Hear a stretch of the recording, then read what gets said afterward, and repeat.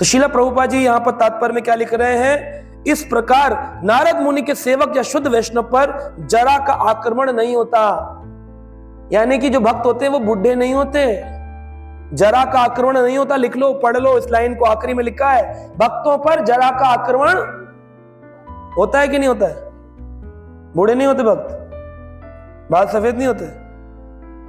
चेतना के स्तर पे, हाँ, चेतना के स्तर पर। श्रील प्रभुपाद जी 70 साल की अवस्था में तो चढ़कर जा रहे, कहां? अमेरिका गए, जलदूत में बैठे। जब पहुंचे 1965 में प्रभुपाद जी अमेरिका पहुंचे, 66 में इस्कॉन संस्था की स्थापना हुई और 67 में सैन फ्रांसिस्को में पहली रथ यात्रा निकाली।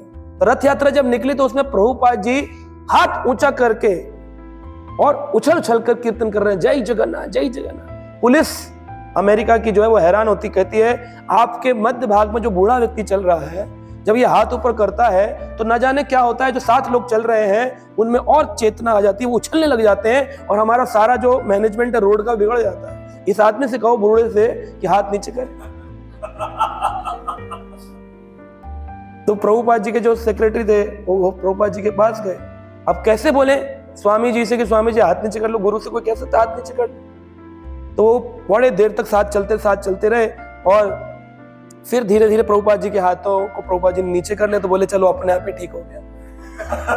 फिर वो भक्त चलते रहे। पुलिस वाले को उन्होंने पूछा तो पुलिस वाले ने थम वैसे किया, बोला नाइस अब ठीक है, सब कुछ मैनेज चल रहा है। फिर अचानक से प्रभुपाद जय जगन्नाथ जय जगन्नाथ, प्रभुपाद को पता नहीं क्या भाव आया, जय जगन्नाथ ऐसे कर दिया। पब्लिक जय जगन्नाथ जय जगन्नाथ जय जगन्नाथ, और इधर सारा मैनेजमेंट फिर डिस्टर्ब।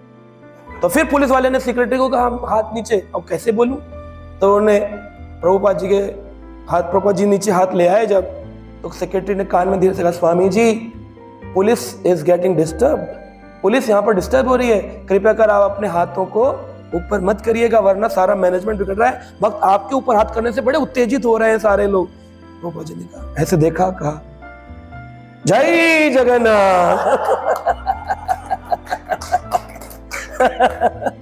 प्रभुपाद जी सुनने वाले किसी के लिए। तो 77 साल का व्यक्ति, 70 प्लस 77 साल का व्यक्ति युवा लोगों को प्रचार कर। आज हम कैसे बनाते हैं, प्रभु जी तो प्रशांत मुकुंदास तो 40-45 साल के होंगे, अच्छा ये ग्रस्तों के प्रचारक है, ब्रह्मचारी है ये 26 साल, अच्छा ये तो यूथ प्रचार, अच्छा आप यूथ प्रीचिंग करते हैं। ऐसे हमने डिवाइड किया हुआ है। लेकिन प्रचारक के लिए कोई डिवीजन नहीं होता। 5 साल का बच्चा भी भक्त हो सकता है और 68 साल का वृद्ध भी भक्त हो सकता है। हम लोग डिपार्टमेंट बनाते हैं, वरिष्ठ प्रचारक, मध्य प्रचारक, युवा प्रचारक, ऐसा कुछ नहीं होता है। प्रचारक होता है, वो किसी को भी भक्त बना सकता है। और हमें भेद भी नहीं करना चाहिए कि हम इसको बनाएंगे उसको नहीं बनाएंगे। जब श्रील प्रभुपाद युवा को प्रचार कर सकते हैं, आप में क्या कमी है? आप उतने वृद्ध हो, 80 साल का है कोई जो प्रचार नहीं कर सकता? प्रभुपाद जी 80 साल के युवा को प्रचार किए, 24 साल 20 साल 21 साल के भक्तों को संन्यास दिए, तभी तो आज तक टिके उनके संन्यासी बनाए प्रभुपाद जी। आप देखो तो यानी कि जरा का आक्रमण भक्तों पर नहीं। तुलसीदास रामचरितमानस कौन सी एज में लिखी, कौन बताएंगे? आपने सुने तो बहुत होंगे, सुंदरकांड हो रहे हैं गली मोहल्ले में। 77 साल की उम्र में लिखा है रामचरितमानस। कितने साल पे? 77। तब तक लिखा नहीं था। 77 साल की उम्र में। और कब लिखा? जब 9 नौका हरि नाम जप पूर्ण कर लिया। 9 नौका, नौका क्या होता है? एक नौका यानी कि लगभग 1 अरब राम नाम का जप।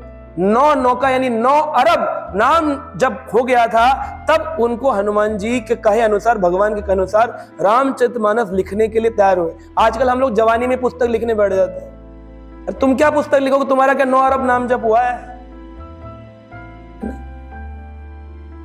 तो इसलिए हम अपने पोस्टर के लिए शायद किताब लिख दें कि मेरी पोस्टर आ जाए, मेरी किताब पॉपुलर हो जाएगी। लेकिन असलियत यह है, जब तक व्यक्ति के अंदर वैराग्य और वरिष्ठता ना आए, नाम जप की संख्याएं पूर्ण ना हो, अरब करोड़ ऐसी, तब तक उसको कुछ अनुभव ही नहीं है तो क्या लिखेगा वो? फिर तो कॉपी पेस्ट है, उसका देखकर हमने लिख दिया।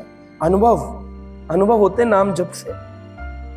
भक्ति सिद्धांत सरस्वती ठाकुर श्रील प्रभुपाद के जो गुरु जी थे, 9 साल प्रचार करने से पहले 9 साल 31 साल की उम्र में चले गए थे जगन्नाथपुरी छोड़कर के नवद्वीप में। क्यों? उनका जन्म तो हुआ, आप जानते होंगे, जगन्नाथपुरी में ही उनका जन्म हुआ था भक्ति सिद्धांत महाराज का, और जगन्नाथ जी की माला उनके गले में गिरी थी। जब पैदा हुए थे तो जनेऊ ऐसे ऐसे पड़ा था, उनकी नाल उनकी माँ की जैसे जनेऊ हो। तो पैदाइश ही ब्राह्मण गुणों से परिपूर्ण भक्ति विनोद ठाकुर के 7वें पुत्र विमल प्रसाद भक्ति सिद्धांत सरस्वती ठाकुर बड़े प्रचारक, कठिन प्रचारक थे। जगन्नाथपुरी में किसी को भी टोक देते थे, तुम शास्त्रों के नियमों का उल्लंघन कर रहे हो। तो जो कर्मकांडी ब्राह्मण थे उनके विपरीत चलते थे। एक दिन तो ब्राह्मणों की सभा ने एक प्लान बनाया, इसका कत्ल कर दो। और भक्ति विनोद ठाकुर डिस्ट्रिक्ट मजिस्ट्रेट थे, डीएम का बेटा है, आसान तो नहीं था कत्ल करना। और प्रेसिडेंट भी थे जगन्नाथपुरी टेम्पल के, उसके बेटे को कत्ल करने की प्लानिंग बनाई कि इसको मार देंगे, ये बहुत बोलता है कि ये कर्म कांड करते हैं, लाल तिलक लगाते हैं, ये सब ढोंगी है, ये कुछ नहीं होता, ये तुम शनि महाराज और नवग्रह अटका रखा है, लोगों को पागल बनाते हो तुम। वो खूब बोलते थे क्योंकि वैष्णव सिद्धांत बोलते थे और लोग उनसे चिढ़ते थे। तो कहा इसको मार दो। तो भक्ति विनोद ठाकुर के किसी सीक्रेट ने बताया कि तुम्हारे बेटे को मार देंगे ये लोग, तो इनको यहां से निकाल दो। तो भक्ति विनोद ठाकुर ने कहा भक्ति सिद्धांत से विमल प्रसाद, ये समय है, तुम चले जाओ नवद्वीप और वहीं जाके भजन करो। तो वो प्रचार करने से पहले भजन करने की शिक्षा दी। कितना भजन? 192 माला रोज, जैसे हरिदास ठाकुर करते थे, जैसे गौरकिशोर बाबा जी करते थे।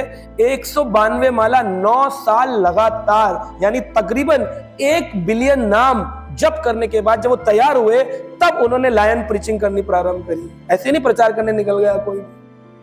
जब नहीं हुआ, प्रचार करने जाओगे दम नहीं होगा, लोगों में परिवर्तन नहीं आएगा। तार शक्ति बिना नहीं परिवर्तन। कितना ही आप बोल लो किसी को, मिठाई खिलाने से, प्रसाद खिलाने से भक्त नहीं बनेंगे। हाँ, जुड़ जाएंगे, आएंगे, लेकिन ट्रांसफॉर्मेशन होता है जब प्रचारक अच्छा जापक हो। हम देखते हैं हमारी परंपरा में आज जो सीनियर आचार्य हैं, सन्यासी हैं, या सीनियर गुरुजी हैं, या वैष्णवाज हैं, उनकी साधना अच्छी है इसलिए उनसे लोग जुड़ते हैं। नए आदमी से लोग जुड़ते क्यों नहीं है?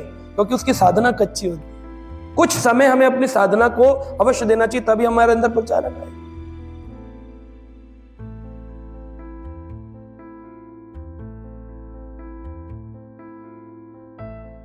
Subscribe now and press the bell icon. Never miss an update.